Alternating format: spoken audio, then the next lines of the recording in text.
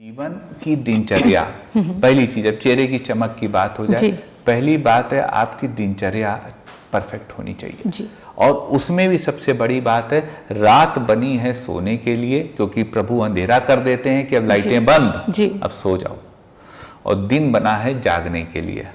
नसीब और लकीरें जो लिखी होती हैं ये अपनी जगह चलती हैं साथियों, इसलिए आप चिंता मत करिए, एफर्ट 100% करिए, एफर्ट 100% करिए। और एफर्ट भी कैसे होने चाहिए मैं ये भी बता दूं, एफर्ट होने चाहिए एक बत्तख की तरह, लगातार। और बत्तख की एक खास बात होती है, बत्तख वो प्राणी है, वो एनिमल है, वो जीव है जो फास्टेस्ट अपने पैर चलाता है पानी के नीचे, लेकिन ऊपर पानी भी नहीं हिलता है, ना बत्तख हिलती है। मैं जब तक हूँ या जब नहीं हूँ, पर हमेशा आपके साथ हूँ, कभी भी कहीं भी। मैंने होम्योपैथी से आज तक जो भी ज्ञान अर्जन किया है वह समाज के अंतिम पंक्ति में खड़े अंतिम व्यक्ति तक सरल सुलभ समाधान के रूप में पहुँचे, यह मेरा दृढ़ निश्चय है। मैं इस कार्य को सफल स्वरूप देने में लगा हूँ। समाज के उत्थान के इस कार्य में मैं आपकी भी सक्रिय सहभागिता की अपेक्षा करता हूँ।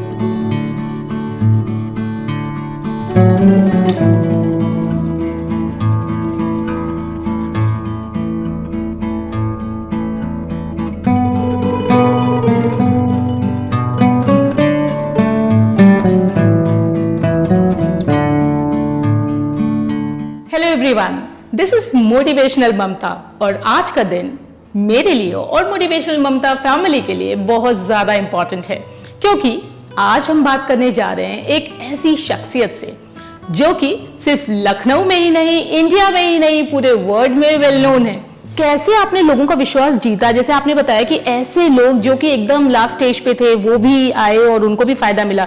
तो ये मीठी गोलियां क्या इतनी ज्यादा इफेक्टिव होती हैं कि एलोपैथी छोड़ के लोग होम्योपैथी की तरफ आए और आपके ट्रीटमेंट से वो सही हुए? तो सर क्या वाकई ये इफेक्टिव होती है, क्योंकि अभी भी लोग मीठी गोलियां ही कहते हैं इनको? आपके दो सवाल है ममता मैम। पहला सवाल है कि आखिर लोगों में विश्वास कैसे उत्पन्न हुआ, और दूसरा सवाल ये कि मीठी गोलियों का जादू क्या है जी। तो पहले मैं पहले सवाल का जवाब दे देता हूँ कि लोगों में विश्वास कैसे उत्पन्न होता है। लोगों में विश्वास सिर्फ एक चीज से उत्पन्न होता है, वो है ईमानदारी। राइट। अगर ऑनेस्टी है तभी विश्वास पैदा होगा, क्योंकि हर व्यक्ति सब कुछ देख रहा है, ये समाज आपको देख रहा है। हो सकता है आप चोरी छुपे कोई काम कर लें, आपने सोचा कि समाज ने इसको नहीं देखा, लेकिन समाज उसको देख भी रहा है और समाज उसका आकलन भी कर रहा है। बिल्कुल। हर कोई टाटा अंबानी तभी नहीं बन जाता क्योंकि समाज वॉच करता है। अगर आप अपनी संस्था में मेहनत कर रहे हैं तभी आपका स्टाफ मेहनत करेगा। अगर आप अपनी संस्था में बेईमानी कर रहे हैं तो स्टाफ भी आपकी संस्था से सामान चोरी करके बेचने लगेगा। बिल्कुल। तो लोगों में विश्वास उत्पन्न करने का सिर्फ एक ही तरीका है, वो है ऑनेस्टी, डेडिकेशन और केयर। अगर हम सामने वाले का ध्यान रखेंगे तो वो आपका भी ध्यान रखेगा, और अगर आप सामने वाले के सामने बेईमानी करेंगे, आप उसको एक दो बार बेवकूफ़ बना लेंगे, उसके बाद वो आपको नमस्कार करके रास्ता बदल के अपने दूसरे रास्ते हो जाएगा। दूसरी बात जो मैम ने कही, ममता मैम ने, वो यह थी कि आखिर ये मीठी गोली का जादू क्या है, कैसे लोग सही हो जाते। एक बात आपकी ठीक है, आज भी होम्योपैथी को द्वितीय दर्जे की पैथी माना जाता है, लेकिन साथ में मैं ये बता दूं कि ये मानसिकता अब बदल रही है, बहुत हद तक बदल चुकी है। मैं आपको बताऊं, नाम लेना बेकार है, मैं लखनऊ शहर से बोल रहा हूं, तो लखनऊ शहर के उत्तर प्रदेश जिले के, लखनऊ के उत्तर प्रदेश के स्वास्थ्य मंत्री से लेके केजीएमसी के वाइस चांसलर से लेके तमाम कैबिनेट मंत्री से लेके तमाम डीएम और आईएएस लेके होम्योपैथी लेने हमारे क्लिनिक आते हैं। बात ये बड़ी नहीं है कि वो हमारे क्लिनिक आते हैं, छोटे से आदमी हम आ जाते हैं, उनका स्वागत है। बात ये बड़ी है कि वो कोई भी संसाधन से किसी को भी अपने यहाँ बुला सकते हैं, तब भी वो होम्योपैथी करने आते हैं। बड़ी बात है। स्वास्थ्य मंत्री की वो हैसियत है कि वो सीएमओ को कहे तो सीएमओ पैर के उल्टे सर के बल आके रात भर उसके घर खड़ा रहेगा, और चाहे पीजीआई हो चाहे कहीं वहां सेवा ले सकता है। लेकिन वही स्वास्थ्य मंत्री, मैं आपको बताऊं, जब जाम ज़्यादा होता है ना खास में, तो ई रिक्शे से भी मेरे क्लिनिक आया है दिखाने के लिए, सिटिंग स्वास्थ्य मंत्री शासन का। बहुत बड़ी बात है पिछली रेजीम में, बहुत बड़ी बात है। तो यानी कहीं ना कहीं कुछ ना कुछ तो उनको दिख रहा है फायदा, जिसकी वजह से लोग आ रहे हैं, और इतने बड़े डेजिग्नेशन पे, इतने बड़े पोजीशन होल्ड करने के बावजूद भी वो उसमें कोई भी हेजिटेशन फील नहीं करते आपके यहाँ? कोई भी विधा हो, कोई भी चीज हो, वो 300 साल तक परसिस्ट नहीं करती अगर वो काम ना कर रही हो। बिल्कुल 300 साल तक आप किसी को बहला फुसला के नहीं चला सकते हैं। राइट। लेकिन होम्योपैथी क्या है, मीठी गोली अभी इसलिए उसका नाम है क्योंकि साइंस को इसका कोई और नाम नहीं मालूम है। मेरा मानना है यह बहुत ही एक इम्प्रोवाइज्ड साइंस है, मतलब जो आयनिक साइंस है उसके अभी तक साइंस वहाँ तक नहीं पहुँची। जो परमाणु लेवल पे चलती है, आइंस के लेवल पे, सब एटॉमिक पार्टिकल्स पे चलती है, साइंस वहाँ तक नहीं पहुँची है। और अगर इसको मैं बताऊं मैम, तो ये आयुर्वेद का परिष्कृत रूप है, refined form. Homeopathy is refined form of Ayurveda.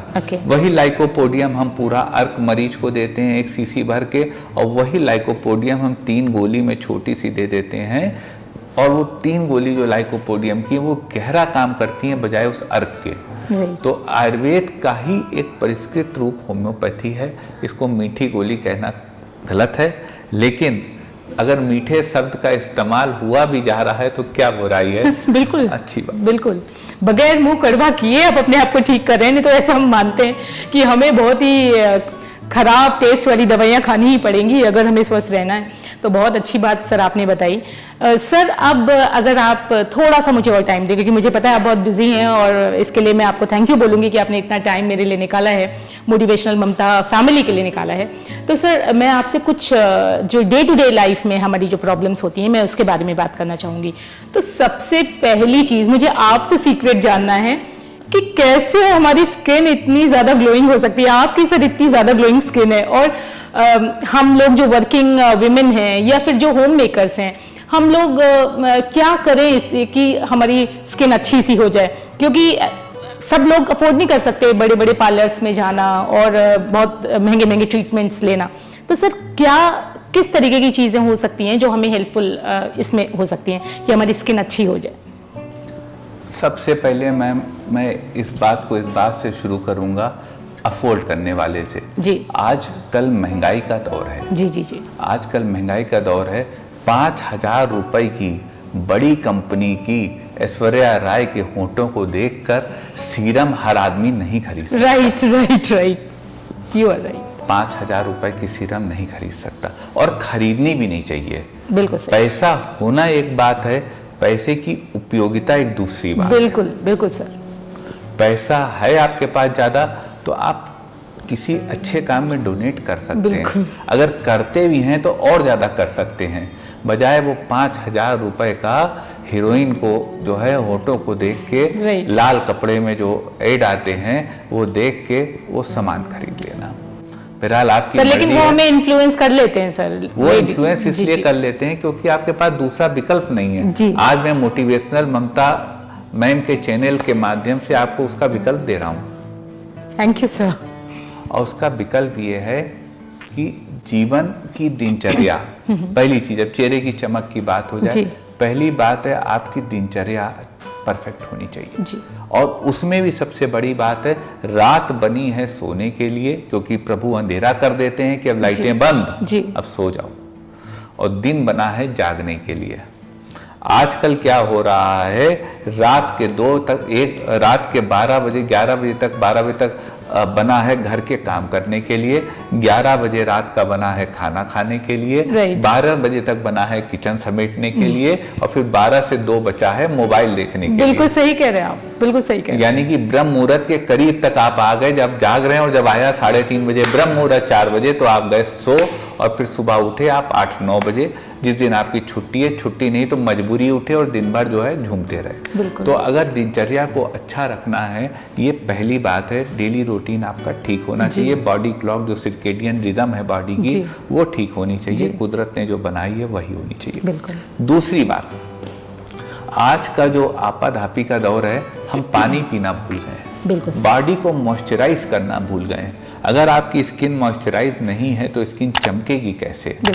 अगर स्किन सूखी है, स्किन रफ है, तो स्किन में बियर एंड टियर होगा, नुकसान होगा, तो वो कैसे चमकेगी? तो आपको इसके लिए स्किन को मॉइस्चराइज करना है। स्किन को मॉइस्चराइज करने के 5 बिंदु हैं। पहला बिंदु ये है कि आप सुबह उठें और अपने नाक में देसी घी डालें या नोज में ऑयल को अंदर इंस्पायर करें, इस तरह से आप अपने नेसल चेम्बर्स को मॉइस्चराइज करें। दूसरी बात है ईयर्स, सारे सेंस ऑर्गन की मैं बात कर रहा हूँ। ईयर में आप तिल का तेल डाल लें। सीसेम ऑयल की एक खास बात होती है तिल के तेल की, वाइट सीसेम ऑयल की, ये वात, पित्त और कफ तीनों दोषों को खत्म करता है, नाश करता है। तो 400 रुपए का 1 लीटर शुद्ध, वो बाजार का पैक वाला ना लीजिए, किसी पंसारी का जाइए, जो बाजार के पैक वाला है वो तो 250 रुपए का ही मिल जाता है। 400 रुपए में शुद्ध शीशम का तेल मिलता है। वो तेल आप लें और उस तेल को आप कान में डालें, उससे जब आपके ये स्ट्रिचेंट ट्यूब मॉइस्चराइज रहेगा तो आपका ब्रेन रिफ्रेश रहेगा। तीसरा बिंदु आता है आइस। दिन भर आंखों का काम है, आज स्क्रीन टाइम इतना ज़्यादा मोबाइल का हो गया है, सब कुछ हो गया है, तो हमको अपनी आइस को मॉइस्चराइज करना है। आइस में आप देसी घी, आइस वाला देसी घी भी आता है, या कोई आई ड्रॉप जैसे होम्योपैथी में सिनरेरिया मेरिटिमा आती है, किस तरह कोई भी एक आई ड्रॉप डाल लें और देसी घी इस तरह डाल के इसको मॉइस्चराइज कर लें। चौथी बात आती है स्किन। स्किन को मॉइस्चराइज करना बहुत जरूरी है। आजकल की धूप इतनी ज़्यादा है, 30 से 48 डिग्री तक टेम्परेचर हो रहा है और इतना पोल्यूशन है, तो स्किन में आप नहाने से 15 मिनट पहले गाय का देसी घी अपने शरीर पे अप्लाई कर लें और फिर नहा लें 15 मिनट बाद। तो आपके जो घी का स्ट्रेन है वो कपड़ों पर भी नहीं आएगा और जो उसका मॉइस्चराइजिंग है प्रॉपर्टी है वो आपकी स्किन में बनी रहेगी। और 5वीं बात मैं कहूँगा, आजकल डॉक्टर कहते हैं घी ना खाओ, तेल ना खाओ, मैं कहता हूँ घी ज़्यादा खाइए, तेल ज़्यादा खाइए। एलिमेंट्री कैनाल आपकी, आजकल ये जो ड्राई फ्रूट का ज़माना है, ये गलत है। आपकी एलिमेंट्री कैनाल मॉइस्चराइज नहीं होगी तो फिर कैसे काम बनेगा? तो एलिमेंट्री कैनाल को मॉइस्चराइज करना है तो आपको देसी घी कस के डालिए दाल में, देसी घी रोटी में खूब लगाइए, इतना लगाइए कि अगर उसे आप यूँ करें तो गिरे उसमें से, बस उतनी मेहनत भी करिए, वर्कआउट करिए, ये भी याद रखिए, सिर्फ आधी बात नहीं। हाँ, लेकिन खूब देसी घी खाइए। तो ये हो गया मॉइस्चराइजिंग पार्ट जो स्किन के लिए चाहिए। उसके अलावा घरेलू नुस्खे तमाम मेरे वीडियोस पड़े हैं, लेकिन 2 मैं आपको बता दूं, ये ममता मैम की सारे परिवार के लिए, ममता मैम के सारी फैमिली के लिए चैनल की मोटिवेशनल ममता की यह दो वीडियोस मैं बताना चाहता हूँ, 2 नुस्खे।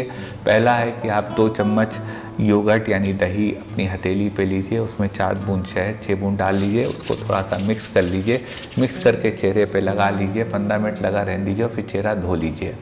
ऐसा करने से आपकी स्किन 6 महीने के बच्चों जैसी 2 बार लगाने पर ही हो जाएगी। और कई रुपए का खर्चा हुआ, 2 चम्मच दही यानी कि 20-30 पैसे का खर्चा, 4 बूंद शहद यानी 10 पैसे का खर्चा, और 30 पैसे में मैं आपको गारंटी दे रहा हूँ कि आप 2 बार अप्लाई करने पे या 1 हफ्ता अप्लाई करने पे अगर बहुत रिएक्टिव, आप पाएंगे कि आपकी स्किन में आधारभूत परिवर्तन हो गया। और जो 5000 का आप देखे होंगे तमाम ऐड देखे होंगे तमाम दिखावे वाला, वो पैसा आपका बचेगा, उसको बच्चे की तालीम पे लगाइए, बच्चे को उसको कंप्यूटर ला के दीजिए, उसको सब चीज़ें उससे ला के दीजिए ताकि वो अपनी लाइफ में। और दूसरा नुस्खा है, मुंह को जब आप चेहरे को धोते हैं तो पानी को पोंछिए मत, सुबह सुबह लगा रहने दीजिए। Let the water absorb in the skin.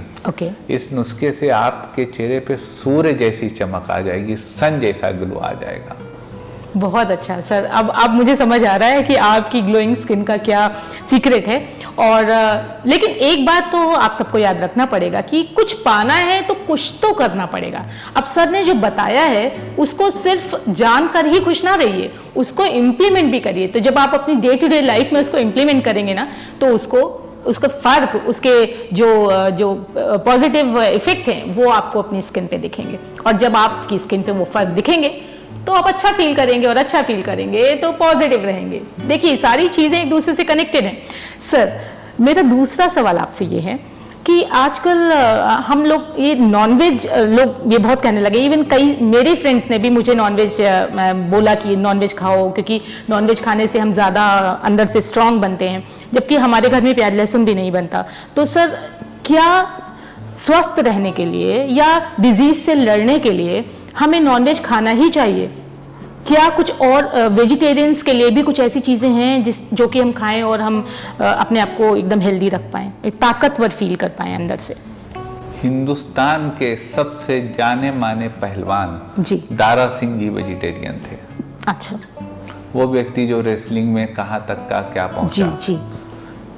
विश्व का इस समय सबसे पावरफुल लोगों में से एक नरेंद्र मोदी जी आदरणीय प्रधानमंत्री जी वेजिटेरियन है। तो शरीर के बल का भी मैंने आपको एक एग्जाम्पल दे दिया और बुद्धि के बल का भी एक एग्जाम्पल दे दिया। तो ये अवधारणा तो गलत है, क्योंकि जानवर भी जो खाते हैं वो खाते तो पेड़ पौधे ही हैं जिनको हम खाते हैं जी। तो वो भी तो पेड़ पौधे ही खाते हैं, जो ओरिजिन तो फूड चेन में पेड़ पौधे से ही है जी। तो जो जानवर हैं वो भी, हम लोग भी हैं, वो भी ओमनीवोरस हैं, हम भी ओमनीवोरस हैं। तो जो है वो दोनों में अंतर कहाँ है? तो फूड चेन में हम उनको स्किप करके ऊपर नहीं, उनके साथ है, तो उनके नीचे प्लांट्स ही हैं, तो वो भी प्लांट्स खा सकते हैं, हम भी प्लांट्स खा सकते हैं, बनेंगे उतना ही बलशाली जितना उनको खा के बनेंगे जी। और वैसे भी फूड चेन में 10% का नियम है, 10% ही केवल एनर्जी ऊपर बढ़ती, बाकी लॉस होता जाता है जी। तो और वेजिटेरियन की बात रही तो तमाम वेजिटेरियन में तमाम फूड्स हैं। हम लोग की ऐसी, हिंदुस्तान का ऐसा कल्चर है जिसमें इतने सारे खाद्य पदार्थ मौजूद हैं कि उसको सोचते सोचते भी थक जाएंगे कि वो कुदरत हर मौसम के हिसाब से फल बनाती है, कुदरत हर मौसम के हिसाब से सब्जियां उगाती है, कुदरत हर मौसम के हिसाब से पानी को रखती है। जल गर्मियों में ठंडा और ठंडे में गर्म होता है, सोच सकते हैं कैसे होता है जी। और कुछ फलों और चीज़ों की बात करूं मैम, तो सबसे बड़ा हम लोगों के पास और सबसे सस्ती चीज़ों में से एक मौजूद है, वो है मूंगफली यानी ग्राउंडनट। अगर हम कच्ची मूंगफली 100 गुना ताकत का उपाय बता रहा हूँ, ये सारे मैं मोटिवेशनल ममता मैम के जो जिम जाने वाले सारे उनके दर्शक हैं, श्रोता हैं, मैं उनको विशेष तौर पे बता रहा हूँ कि जहाँ पे अवधारणा है क्या तो आप नॉन वेज खाएं या आप प्रोटीन के पाउडर लें, नहीं तो आपका मसल नहीं बन सकता।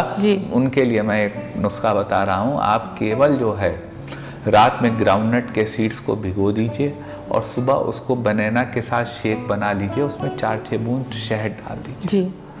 वो शेक आप जो है 1 महीना पी लीजिए, प्रोटीन शेक। आप में 100 हाथियों का बल आ जाएगा। मैं आपको ये कहना चाहता हूँ, आपको महसूस होगा अपने अंदर। तो अगर उससे काम ना बने तो आगे आपको जो करना वो करिए। उसके बाद दूसरी चीज़ आती है, अब जैसे गर्मियाँ हैं, बेल आ रहा है जी। बेल से अच्छा कुछ नहीं, बेल का शरबत हड्डियों के लिए अच्छा, ठंडा। खीरा आ रहा है जी। खीरे से जिन लोगों को स्किन डिजीज है उनके लिए खीरा बहुत उपयोगी है। क्यूकम्बर जी, खीरा जरूर सेवन करें। एल्कलाइन वाटर बना लें, उसमें खीरा डाल लें, नींबू डाल लें, एल्कलाइन वाटर बन गया, उसका सेवन करें। और काजू बादाम सर किशमिश सब कुछ है खाने के लिए, तमाम सब्जियां हैं। रोटी मल्टीग्रेन की खाएं, बेसन बाजरा जौ चना जो आटा है वो मल्टीग्रेन खाएं। इस प्रकार से आप जो है वो तमाम चीज़ों का उपयोग कर सकते हैं। तमाम ऐसी चीज़ें आती हैं। और एक बात के साथ मैं इस आपके सवाल को जवाब दूंगा, एक किसान की बात कर लेते हैं जी। किसान से ज़्यादा मेहनत कौन करता है? सही बात। मेरा 1500 स्क्वायर फीट का नीचे लॉन है, उसमें 50 स्क्वायर फीट की गुड़ाई करने में जो है मैं हाफ गया। एक किसान जो है कितना बीघा खेत होता है उसकी गुड़ाई कर डालता है। ट्रैक्टर तो अब आया है जी, कड़ी धूप में करता है। हम तो शाम को काम करे थे या सुबह करे थे, वही पानी मिट्टी में पहले डाल दिया था कि दिक्कत ना, उसको तो ना पानी मिलता है ना कुछ मिलता है। तो किसान कैसे काम करता है? मैं आप से जो ताकत की बात करते हैं, बल की बात करते हैं, मैं उनसे पूछना चाहता हूँ, वो तो तीतर बटेर नहीं खाते, राइट? तो वो कहाँ से ताकत लाते? उस नमक और रोटी में ताकत शायद होती होगी। नहीं तो जो है वो ताकत उनमें कहाँ से आती है। बिल्कुल सही बात। बाकी जिसका जो मन है वो खाए। हिंदुस्तान एक स्वतंत्र देश है और वो खाए, लेकिन जो मैं खाता हूँ उसके विषय में मैंने अपनी राय आपके बीच रखी है। जी, थैंक यू सर इसके लिए। अच्छा, मेरा लास्ट क्वेश्चन है आपसे कि किस तरीके की हमारी दिनचर्या हो जिससे कि हम पूरे दिन एकदम एनर्जेटिक बने रहें। दिनचर्या कहते हैं किसी भी बात की शुरुआत होती है सुबह सो के उठने से। जी। अंग्रेज, मैं बताऊं साथियों, मेरी अपनी सोच है, ममता मैम हो सकता है आपके दर्शक इससे डिफर करें या ना करें, अंग्रेजों ने इस देश को बहुत लूटा। जी। जाहिर सी बात है, हिंदुस्तान सोने की चिड़िया थी। जी। आज जो है वो हजारों करोड़ के कर्जे में है। जी। हालांकि विकास ने थोड़ी रफ्तार पकड़ी है। अंग्रेजों ने इस देश को बहुत लूटा, यहाँ से सब कुछ ले गए, कोहिनूर ले गए, सब कुछ ले गए, सारे संसाधन ले गए, सारा पैसा ले गए, सारा सोना ले गए, लेकिन वो हिंदुस्तान को एक बहुत अच्छी चीज़ दे गए, वो है कहावतें, प्रॉवर्ब्स। राइट। उसी में से एक प्रॉवर्ब है, early to bed and early to rise makes a man healthy wealthy and wise.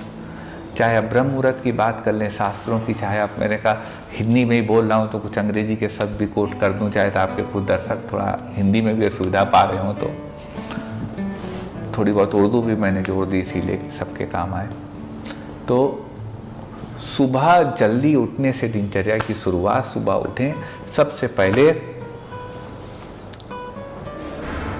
अपने हाथों को आपस में मल के अपने चेहरे पे लगा लें, विष्णु लक्ष्मी सबके स्वरूप को नमन कर लें, और अगर आप हिंदू माइथोलॉजी के नहीं हैं तो भी आप अपने बॉडी को एक लेफ्ट और राइट दोनों को एनर्जाइज करके अपने आँखों पे लगा लें और अपने को आप बहुत एनर्जेटिक महसूस करेंगे। तो सुबह आप उठ के कहने मंत्र कराग्रे वस्ते लक्ष्मी कराग्रे कर मध्य में, इस तरह एक मंत्र है बहुत अच्छा। तो उसके बाद आप जब आप उठें तो उसके बाद आप कुल्ला करें, उसके बाद आप थोड़ा सा नोज़ को ब्रश करने के बाद नोज़ में मॉइस्चराइज करें, और उसके बाद सबसे बड़ा जो, अगर आपके दर्शकों के मन में आ रहा हो कोई एक एक्सरसाइज ऐसी बता दे जो सुबह हम कर सकें, तो वह सूर्य नमस्कार है। मैं कहूँगा एक एक्सरसाइज करें, वो आपके पूरे बॉडी को रिजुविनेट कर देगा। समय दें, 1 घंटा अपने लिए दें। देखिए होता क्या है, एक और मानसिकता, मेरे क्लिनिक पे लोग आते हैं, मैं मरीज आते हैं तो वो ऐसे बात करते हैं, मुझे लगता है कि उनके बिना हिंदुस्तान नहीं चल सकता। डॉक्टर साहब हमारे पास तो दवा खाने का टाइम नहीं, 1 टाइम की दवा लीजिए। मैं आपको बता दूं, किसी के ना होने से दुनिया नहीं रुकती है। जी जी।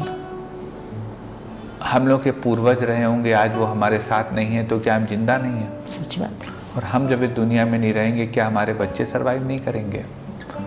माननीय प्रधानमंत्री जी का एग्जाम्पल मैं देना चाहूँगा।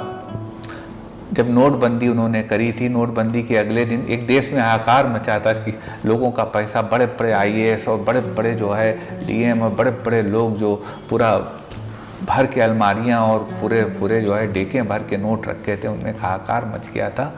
और वो उसी दिन चले गए जापान पनडुब्बी का सौदा, मुझे याद है उन्होंने 10-15 हज़ार करोड़ का करा था। देश चलता रहा। राइट। इस देश ने बहुत परेशानियां देखी, लेकिन देश चलता रहा। तो आपके होने ना होने से कुछ नहीं होना है। तो कहने का बात यहाँ पे तात्पर्य है कि 1 घंटा आप अपने को दीजिए, उसको बांट लीजिए। अपने लक्ष्यों को सुबह रोज लिखिए, एक बात। उसके बाद एक पार्ट अपने योगा को और तीसरा पार्ट अपने फूड को। आपका घर छोटा हो या बड़ा, उसमें एक फूड स्टेशन बना लीजिए, जिससे आप किसी पे घर पे निर्भर ना रहें। और हम लोग, होता क्या है, जैसे मूंगफली आई, ग्राउंड नट आया, तो ममता मैम तो एक घरेलू जिम्मेदारी भी बहुत निभाती हैं। हुआ क्या कि वो आया अपनी एक्सरसाइज के भोजन के लिए, लेकिन वो किचन में रखा है, तो वो फिर बहुत अच्छा इन्होंने पोहा बना दिया, बहुत अच्छा इन्होंने कुछ दलिया बना दिया, कुछ बना दिया, उसको सारा डाल दिया। और उसके बाद जब बाजार से आएगा, अगले महीने हिसाब लिखा जाएगा, तब आएगा, बीच में हम क्या खाएंगे? तो अपना एक वर्क स्टेशन जैसे आप लोग बनाते हैं, ऐसे ही आप एक फूड स्टेशन बनाइए। बहुत अच्छा आइडिया है। वहाँ पे आप अपने उपयोगिता का सारा सामान रखिए। देखिए, जान है तो जहान है। महंगे से महंगा सामान खरीदिए, जो सबसे अच्छा शहद मिले आप वो खरीदिए, जो सबसे अच्छा देसी घी मिले आप वो खरीदिए, रखिए। उसका रोज उपयोग भी करिए। तो वहाँ पे आप अपने फूडिंग को दीजिए। उसके बाद उठिए, स्नान करिए। स्नान 2 टाइम करना चाहिए दिनचर्या में। आप स्नान को 2 टाइम करें, सुबह करें और शाम को करें। और पानी हमेशा सर से डालें, ताकि आपका बॉडी पूरा रेगुलेट हो, जो एनर्जीज हैं वो ऊपर से नीचे रेगुलेट हो। सर लेकिन मुझे आपसे ये जानना है कि हम लोग रोज सर नहीं धोते, तो फिर उस स्थिति में लिए आप सर पे पानी छिड़क लें। आप सर पे पानी स्टार्टिंग से छिड़क लें। और उसके बाद जैसे होता नहीं, जब हम लोग डुबकी मारते हैं सबसे पहले सर को नीचे करके नदी में, तो सब नियम इसीलिए बने। तो वो आप करें। उसके बाद आप अपना भोजन करें। अच्छा, मैं अपनी बता दूं कि मैं भोजन 9 बजे और 5 बजे करता हूँ जी। सुबह 9 बजे कर लेता हूँ, फिर इंटरमिटेंट फास्टिंग हो जाती है 7-8 घंटे की। उसके बाद 5 बजे करता हूँ।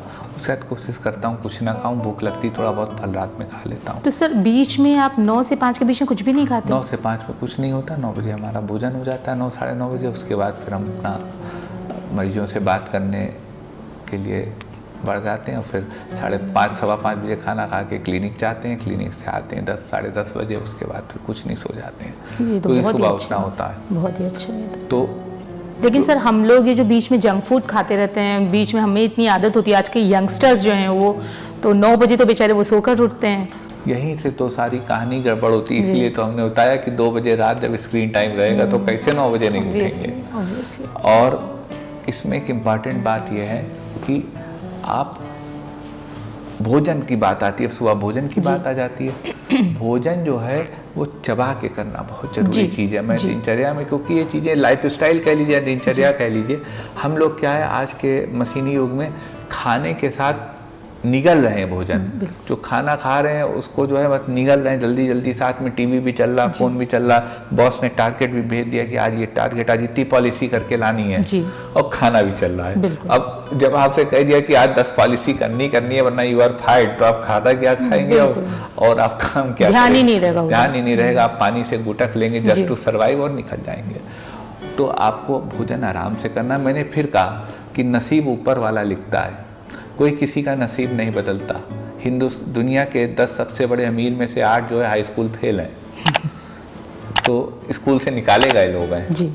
तो अगर थॉमस अल्वा एडिसन को याद करिए, उसने घर फूंक दिया था अपना एक्सपेरिमेंट में। उसने कहा था आग कैसे करती है, तो उसने घर ही फूंक दिया था अपना। तो नसीब और लकीरें जो लिखी होती हैं ये अपनी जगह चलती हैं साथियों, इसलिए आप चिंता मत करिए। लेकिन सर एफर्ट्स तो करते रहने चाहिए। एफर्ट 100% करिए जी। एफर्ट 100% करिए। और एफर्ट भी कैसे होने चाहिए मैं ये भी बता दूं। एफर्ट होने चाहिए एक बत्तख की तरह, लगातार। और बत्तख की एक खास बात होती है, बत्तख वो प्राणी है, वो एनिमल है, वो जीव है जो फास्टेस्ट अपने पैर चलाता है पानी के नीचे, लेकिन ऊपर पानी भी नहीं हिलता है, ना बत्तख हिलती है। सच बात है, कोई समझ नहीं सकता। तो इफर्ट करिए, फालतू की दौड़ भाग नहीं, इफर्ट करिए, कैलकुलेटेड एफर्ट करिए। अनकैलकुलेटेड एफर्ट ना करिए। रिस्क लीजिए लेकिन कैलकुलेटेड रिस्क लीजिए, अनकैलकुलेटेड ना लीजिए। और किसी की सलाहकार के कहने पे ना लीजिए, अपनी अंतरात्मा से लीजिए। बहरहाल आते हैं हम लोग उसी बात पर, दिनचर्या पे। तो आराम से खाना खाइए। पानी खाने के आधे घंटे 40 मिनट बाद पीना चाहिए। जो हमारे पेट की जठर अग्नि होती है, फायर होती है, अगर आप खाने के साथ पीते तो वो जठर अग्नि जो है वो बुझ जाती है, यानी हीट खत्म हो जाती है। और साइंटिफिक टर्म्स में कहें तो जो आपका हाइड्रोक्लोरिक एसिड होता है 2 नॉर्मल जो आपके स्टमक में सिक्रीट होता है वो डाइल्यूट हो जाता है, तो आपका खाना डाइजेस्ट नहीं हो जाता। गैस और कमजोरी दिन भर बनी रहती है। तो पानी थोड़ी देर आजकल ये बहुत बड़ी प्रॉब्लम्स हैं। अरे साहब आजकल तो वो पानी छोड़िए, आजकल तो पेप्सी रख रहे हैं। बिल्कुल रिप्लेस कर दिया है पानी को। साहब पानी को भी रिप्लेस कर दिया, वाटर स्वीटनर का काम करती है। कुछ लोग सोडा रख रहे हैं तरह का। उसके बाद जो है मैं बता दूं यहाँ पर, now the world and India is flooded with cancer. Cancer के मरीज असंख्य है हिंदुस्तान में इस समय। India is the capital of diabetes, India is the capital of blood pressure, India is becoming the capital of cancer. उसके बाद आप कार्य करने गए, अपना दिन भर कार्य करिए, दिन भर संघर्ष का टाइम है करिए। शाम को घर आइए, घर आकर स्नान करिए, भोजन करिए, और जो है फिर जितनी जल्दी हो रात को सोने चले जाइए, क्योंकि लड़ाई सुबह से लड़नी है और लड़ाई के लिए आपको तैयार होना है। यहाँ पर जो मैम से मैं एक बात जंक फूड की जो आपने कही बीच बीच में लेते रहते हैं, मैं बता दूं आपके लीवर को अपने को डिटॉक्स करने के लिए साइंटिफिकली एंड मेडिकली 12 घंटे चाहिए, 12 आवर्स। ओके। तो आप जब 12 आवर्स खाते रहेंगे तो लीवर डिटॉक्स कैसे होगा? बिल्कुल सही बात है। तो लीवर को डिटॉक्स करना है तो आपको 12 घंटे का अपने भोजन में गैपिंग करनी पड़ेगी। कुछ पाने के लिए, जैसा ममता मैम ने कहा, कुछ तो खोना पड़ेगा, तो वो यही है कि जो अपने टेस्ट बड्स होते हैं उसको आपको थोड़ा सा कष्ट देना पड़ेगा। लेकिन आप दिनचर्या रखेंगे, जितना हमने बताया अगर आप इतना करेंगे तो इसके बाद स्वयं आप और ज़्यादा करने लगेंगे। मतलब शायद शुरुआत के लिए इतना ही है बताने के लिए, लिखी तो किताब जा सकती है लेकिन उसका महत्व नहीं है, क्योंकि करना आपको है। आप सुबह उठना तो शुरू करिए, उठेंगे तो फिर करेंगे क्या, कुछ तो करेंगे। ये 5 AM वाले 4 AM वाले क्लब में तो आइए। अभी तो क्या अलार्म लगाया, फिर उसको स्नूज कर दिया, फिर उसको स्नूज कर दिया, फिर सोते रहे। घर में बच्चे जब स्कूल जाने लगे तो मजबूरी में आपको सुबह उठना पड़ा, और उसको मैं मजबूरी इसलिए कहूँगा कि जब छुट्टी है तो आप क्यों नहीं उठ रहे हैं? बिल्कुल बिल्कुल। आज छुट्टी है, आप नहीं उठ रहे हैं, इसका मतलब जब आप उठ रहे हैं 6 दिन तो आप मजबूरी में उठ रहे हैं। दोनों का फर्क समझिए, एक मजबूरी होती है और एक होती है जिम्मेदारी, डिसिप्लिन। तो डिसिप्लिन मजबूरी से अलग होता है। आप उठिए, जिस दिन संडे है उस दिन भी तो उठिए, तब ये आपको बच्चों को नहीं डिस्टर्ब करना है, बच्चों का खाना नहीं बनाना है, और थोड़ा हरियाली के बीच में रहिए, घूमते फिरते रहिए, आउटिंग करते रहिए, जाते रहिए, एंजॉय करते रहिए जीवन को। यही जीवन का सार है। समय कब किसका कितना बदले किसी को पता नहीं। जो पल हैं उनको आप एंजॉय करिए, अपने को बचा के करिए, अपने को स्वस्थ रख के करिए, और मोटिवेशनल ममता चैनल से जुड़े रहिए। इस पर मैं आपको मिलता रहूँगा, आता रहूँगा, और आपको जो जानकारी चाहिए लेते रहिएगा। आपके मन में कोई सवाल हो तो वो आप मोटिवेशनल ममता मैम के, अगर ये व्हाट्सएप नंबर आपको अपना देती हूँ, नहीं तो अपने कमेंट पोर्शन में इनके यूट्यूब, फेसबुक, लिंक्डइन और ट्विटर पे आप इनको जो है कमेंट पोर्शन में अपने को सवाल को लिख सकते हैं। वह सवाल मुझ तक पहुँच जाएगा और मैं कोशिश करूँगा कि आपके सवालों का संतोषजनक एवं कारगर, उपयोगी जवाब दे पाऊँ। Thank you sir, thank you very much. जैसा कि सर ने बोला कि अगर आप 6 दिन उठ रहे हैं सुबह, तो वो आप मजबूरी में उठ रहे हैं, क्योंकि छुट्टी वाले दिन तो आप नहीं जल्दी उठ पा रहे हैं। तो अभी तक आप सिर्फ दूसरों के लिए ही जी रहे हैं जीवन, क्यों ना खुद के लिए अपनी लाइफ को जिएं, क्यों ना खुद से प्यार करें। क्योंकि हम लोग जो दिन भर अपनी प्रॉब्लम्स के बारे में बात करते हैं, क्या एक बार भी हम ये सोचते हैं कि हमारा ही कंट्रीब्यूशन है उन प्रॉब्लम्स को बढ़ाने में? तो मेरे ख्याल से जो सर ने आज बातें बताई हैं वो सब आपको बहुत ज़्यादा हेल्प करने वाली हैं। सिंपल सी बातें हैं, बस थोड़ा सा टाइम निकालना पड़ेगा। और जैसा कि सर ने बोला कि हम हैं तो लाइफ चल रही है, हम नहीं होंगे तो भी लाइफ चलती रहेगी। और मेरी तो जीवन की फिलॉसफी ही यही है कि मैं हूं तो मेरा परिवार है, मैं हूं तो मेरी नौकरी है, और मैं नहीं तो कुछ नहीं। Sir thank you very much, आपने इतना टाइम हमें दिया, इसके लिए मैं on behalf of my motivational Mamta family thank you.